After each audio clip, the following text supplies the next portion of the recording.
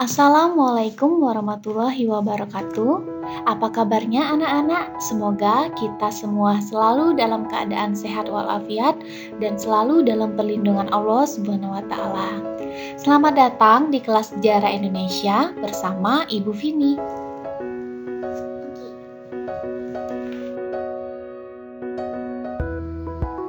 Hari ini kita akan melanjutkan materi sebelumnya mengenai kehidupan politik dan ekonomi pada masa demokrasi liberal tahun 1950 sampai 1959. Tujuan pembelajaran kita hari ini yang pertama, mengetahui perkembangan sistem demokrasi liberal. Yang kedua, menganalisis sistem demokrasi liberal dalam bidang politik. Yang ketiga, menganalisis sistem demokrasi liberal dalam bidang ekonomi. Yang keempat, menjelaskan Dekrit Presiden 5 Juli 1959.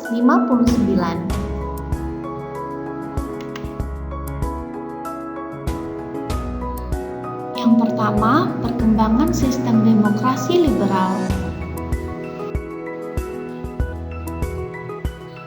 Dari hasil konferensi meja bundar tahun 1949, Indonesia berbentuk negara serikat atau yang biasa kita kenal dengan Republik Indonesia Serikat yang disingkat menjadi RIS. Pada saat itu Indonesia memiliki 7 negara bagian. Namun, masa pemerintahan Republik Indonesia Serikat hanya bertahan kurang dari 1 tahun, yakni 7 Desember 1949 sampai dengan 17 Agustus 1950. Banyak dari rakyat Indonesia dan beberapa tokoh tidak menyetujui adanya Indonesia Serikat ini, karena mereka sadar bahwa RIS hanyalah taktik Belanda untuk memecah belah Indonesia. Rakyat menuntut pemerintah pusat untuk kembali menjadi negara kesatuan. Sehingga kita kembali ke NKRI pada tanggal 17 Agustus 1950.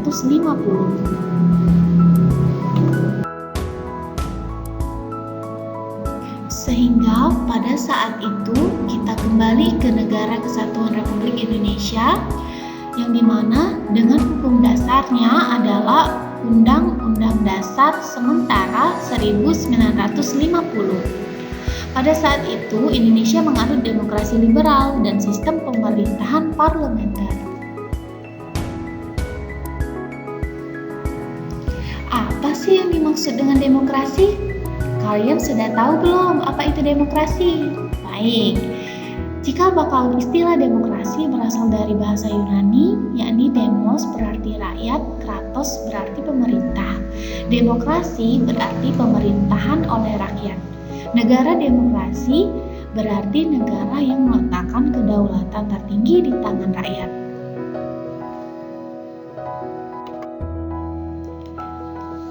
Sekarang kita masuk ya ke materi demokrasi liberal tahun 1950 sampai dengan 1959. Setelah Republik Indonesia Serikat atau RIS bubar, Indonesia kembali ke bentuk negara kesatuan. Sejak saat itu, Indonesia menganut sistem demokrasi liberal atau pemerintahan parlementer. Dalam sistem ini, pemerintahan diselenggarakan oleh sebuah kabinet di bawah pimpinan seorang Perdana Menteri.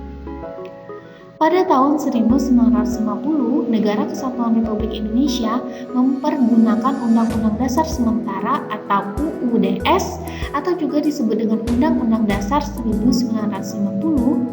Berdasarkan UUD tersebut, pemerintahan yang dilakukan oleh kabinet sifatnya parlementer, artinya kabinet bertanggung jawab pada parlemen. Sistem yang dianut adalah parlementer semu atau quasi parlementer. Sistem ini tidak sama dengan sistem parlementer penuh yang dianut oleh negara-negara Eropa Barat. Ciri-ciri demokrasi liberal. Yang pertama, Perdana Menteri diangkat oleh Presiden. Yang kedua, Perdana Menteri sebagai kepala pemerintahan, sedangkan Presiden hanya sebagai simbol kepala negara. Yang ketiga, kabinet dibentuk oleh Presiden dan bukan oleh parlemen, seperti dalam sistem parlementer murni. Yang keempat, menteri-menteri baik secara perorangan maupun bersama-sama bertanggung jawab kepada parlemen, tetapi pengangkatannya oleh Presiden. Yang kelima, lamanya masa jabatan kabinet tidak diatur, sehingga kabinet bisa mudah dijatuhkan oleh parlemen dengan mosi tidak percaya. Yang kedua, sistem demokrasi liberal dalam bidang politik. Pengaruh struktur politik demokrasi liberal. Sistem kabinet parlementer semu dan sistem multipartai yang dianut menyebabkan kabinet yang berkuasa rata-rata tidak berumur panjang. Kabinet belum juga berhasil menggarap satu program yang dibuatnya, telah jatuh dan digantikan oleh kabinet baru. Hal ini disebabkan partai politik yang menjadi saingan biasanya bertindak sebagai pihak oposisi. Mereka lebih sering bersikap mencari kelemahan-kelemahan dari kabinet yang berkuasa untuk menjatuhkan. Tak sedikit golongan yang lebih mengutamakan kepentingan partai atau golongannya daripada kepentingan nasional.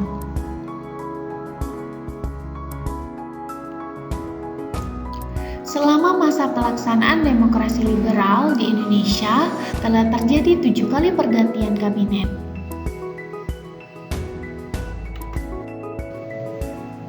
Yang pertama, Kabinet Natsir.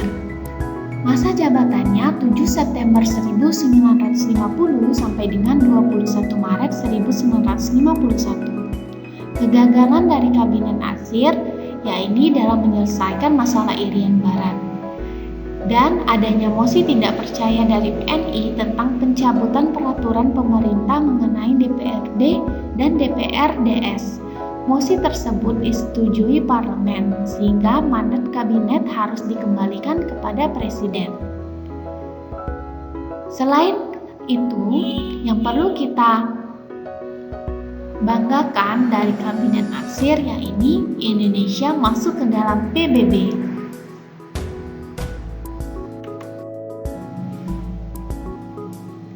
Yang kedua ada Kabinet Sukiman, masa jabatannya 27 April 1951 sampai dengan 3 April 1952. Masalah yang dihadapi Kabinet Sukiman yakni adanya pertukaran nota keuangan antara Menteri Luar Negeri Indonesia Subarjo dengan Duta Besar Amerika Serikat Merle Korchan. Tindakan tersebut dipandang telah melanggar politik luar negara Indonesia yang bebas aktif karena lebih memihak condong ke blok barat. Kegagalannya muncul pertentangan dari Masyumi dan PNI atas tindakan Sukiman, sehingga mereka menarik dukungannya dari kabinet tersebut. Keberhasilan dari Kabinet Sukiman yaitu terjadi perubahan skala prioritas dalam pelaksanaan programnya. Dari program menggiatkan usaha keamanan dan ketentraman, selanjutnya diprioritaskan untuk menjamin keamanan dan ketentraman.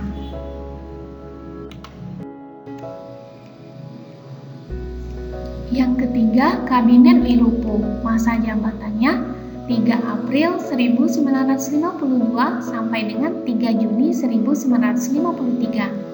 Masalah yang dihadapi oleh kabinet ini munculnya peristiwa Tanjung Morawa, yaitu bentrokan antara aparat kepolisian dengan para petani liar mengenai persoalan tanah perkebunan.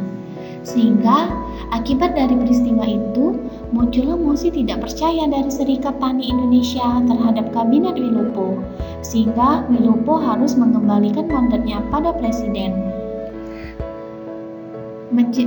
Keberhasilan dari Kabinet Wilupo yaitu menjabat lebih lama karena koalisi dari partai PNI dan Masyumi, dan juga dibentuk Kabinet Zaken yaitu para ahli di staf jabatannya.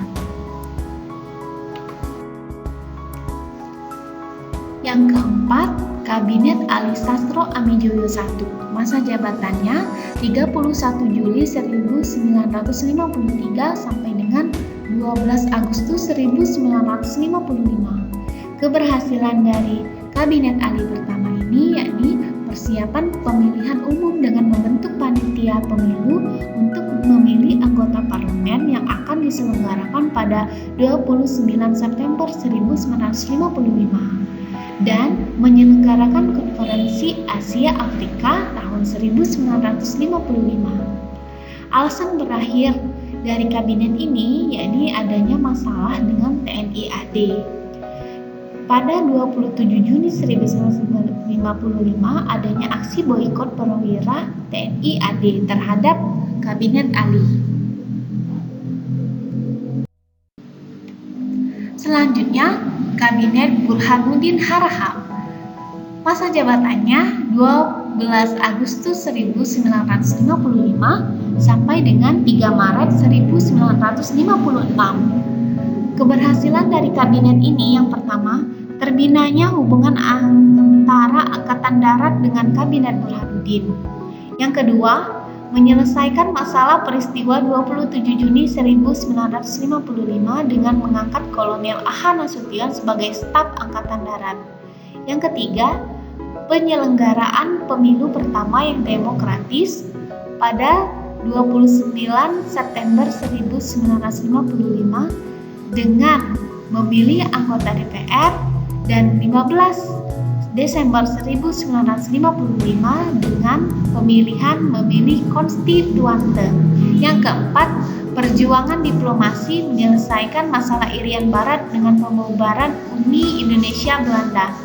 Dengan berakhirnya pemilu, maka tugas Kabinet Burhanuddin dianggap selesai. Yang keenam, Kabinet Ali Sastro Amijoyo II. Ali Sastro Amijoyo II kembali menjabat sebagai kabinet pada 20 Maret 1956 sampai dengan 4 Maret 1957. Kabinet Ali koalisi dari partai PNI, Masyumi, dan NU. Kegagalannya muncul pergolakan atau kekacauan di daerah yang semakin menguat dan mengarah pada gerakan separatisme. NU dan Masyumi keluar, sehingga terjadi keretakan dalam kabinetnya. Yang terakhir ada Kabinet Juanda. Masa jabatannya 9 April 1957 sampai dengan 10 Juli 1959. Pada Kabinet Juanda dibuat Zakien Kabinet di mana terdapat jajaran para ahli di kabinetnya. Keberhasilan Kabinet Juanda yang pertama mengatur kembali batas perairan nasional, yang kedua terbentuknya Dewan Nasional, yang ketiga mengadakan musyawarah nasional, yang keempat diadakan musyawarah nasional pembangunan untuk mengatasi masalah krisis dalam negeri. Terdapat beberapa masalah yang dihadapi Kabinet Juanda, yakni pergolakan di daerah semakin meningkat yang menyebabkan hubungan pusat dan daerah menjadi terhambat, dan munculnya pemberontakan seperti PRRI atau Permesta. Terjadi juga peristiwa Cikini, yaitu peristiwa percobaan pembunuhan terhadap Presiden Soekarno di depan perguruan Cikini pada tanggal 30 November 1957 dan menyebabkan keadaan negara semakin memburuk karena mengancam kesatuan negara. Berakhir saat Presiden Soekarno mengeluarkan dekret Presiden 5 Juli 1959 dan berakhir pula masa jabatan dari Kabinet Juanda dan mulailah babak baru sejarah RI dengan demokrasi terpimpin. Nah, anak-anak bagaimana? Apakah kalian sudah paham sampai sejauh ini? Baik, kita lanjut ya ke nomor 3, sistem demokrasi liberal dalam bidang ekonomi. Walaupun Indonesia telah merdeka, tetapi kondisi ekonomi Indonesia masih sangat belum stabil. Mengubah struktur ekonomi kolonial ke ekonomi nasional membutuhkan beberapa upaya perbaikan ekonomi, yakni sebagai berikut. Upaya yang pertama, yang biasa kita kenal dengan program Benteng. Pada masa Kabinet Nasir, Menteri Perdagangan Sumitro Joyo Hadikusumo menggagas program Benteng guna menumbuhkan pengusaha-pengusaha pribumi agar dapat berpartisipasi dalam pembangunan ekonomi nasional. Pemerintah memberi bantuan kredit ke pengusaha pribumi. Itulah cara dari program Benteng.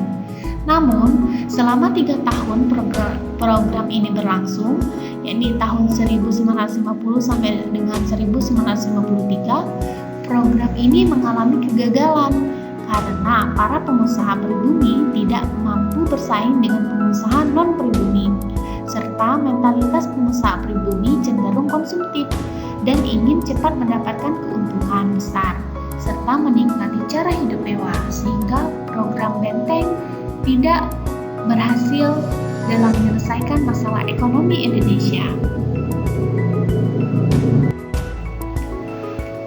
Selanjutnya, ada nasionalisasi The Javas Bank. Pada masa Kabinet Sukiman dibentuk panitia nasionalisasi The Javas Bank. Pemerintah kemudian mengangkat Syafruddin Prawira Negara sebagai Presiden The Javas Bank. Nasionalisasi The Javas Bank diubah menjadi Bank Indonesia sebagai bank sentral dan bank sirkulasi. Diumumkan pada tanggal 15 Desember 1951 berdasarkan Undang-Undang Nomor 24 Tahun 1951. Selanjutnya, sistem ekonomi Alibaba. Menteri Perekonomian Mr. Iskak Joyo Hardi Suryo pada masa Kabinet Ali Sastro Amijoyo membangun sistem ekonomi Alibaba. Ali digambarkan sebagai pengusaha swasta nasional pribumi, sedangkan Baba digambarkan sebagai pengusaha non-pribumi. Pemerintah beranggapan perlu adanya kerjasama antara pengusaha pribumi dan pengusaha non-pribumi. Nah, itulah anak-anak sistem ekonomi pada demokrasi liberal. Baik, kita lanjut ya ke Dekret Presiden 5 Juli 1959. Apa sih Dekret Presiden 5 Juli 1959 itu? Ada yang tahu? Dekret berasal dari bahasa Latin "decernere" yang berarti mengakhiri, memutuskan, atau menentukan. Tujuannya untuk menyelesaikan masalah negara yang semakin tidak menentu dan untuk menyelamatkan negara. Dekret Presiden adalah perintah yang dikeluarkan oleh kepala negara maupun pemerintahan dan memiliki kekuatan hukum. Nah, yang belum tahu Dekret Presiden, ini nih isi dari Dekret Presiden 5 Juli 1959. Silakan dibaca.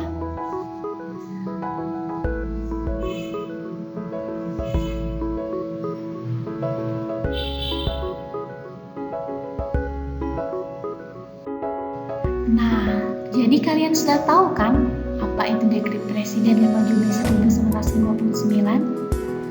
Ya, benar sekali bahwa Insinyur Soekarno beranggapan bahwa Indonesia itu tidak cocok sekali dengan sistem demokrasi liberal. Soekarno menginginkan Indonesia ke demokrasi terpimpin. Apa saja isi dari Dekret Presiden tadi? Yang pertama, menetapkan pembubaran konstituante. Yang kedua, memberlakukan kembali Undang-Undang Dasar 1945 dan tidak memberlakukan lagi UUD 1950 serta pembentukan MPRS dan DPAS dalam waktu sesingkat-singkatnya. Maka dengan keluarnya Dekret Presiden 5 Juli 1959, maka berakhir pula masa demokrasi liberal di Indonesia. Dan kita akan melanjutkan materi selanjutnya dengan demokrasi terpimpin. Jadi, nilai-nilai yang bisa kita petik dari materi ini apa aja? Yang pertama, sikap bertanggung jawab. Yang kedua, mengutamakan kepentingan nasional daripada individu atau kelompok. Yang ketiga, karena kita hidup sebagai makhluk sosial, kita akan membutuhkan bantuan orang lain dalam menyelesaikan masalah atau kerja sama tim. Yang keempat, jangan terlalu cepat menilai sesuatu. Kita perlu melakukan analisa sebelum bertindak. Nah, anak-anak sekalian, itulah materi kita hari ini. Silakan mencari informasi materi pada referensi lainnya dari berbagai macam sumber. Ingat, kita harus tetap semangat ya belajar, karena ada kutipan nih. Pendidikan adalah tiket ke masa depan. Hari esok dimiliki oleh orang-orang yang mempersiapkan dirinya sejak hari ini. Jadi, kalian harus belajar, walaupun masih belajar daring, harus tetap semangat ya. Terima kasih, Ibu akhiri pertemuan kita hari ini. Semoga bermanfaat dan salam jas merah. Jangan sekali-sekali melupakan sejarah. Wassalamualaikum warahmatullahi wabarakatuh.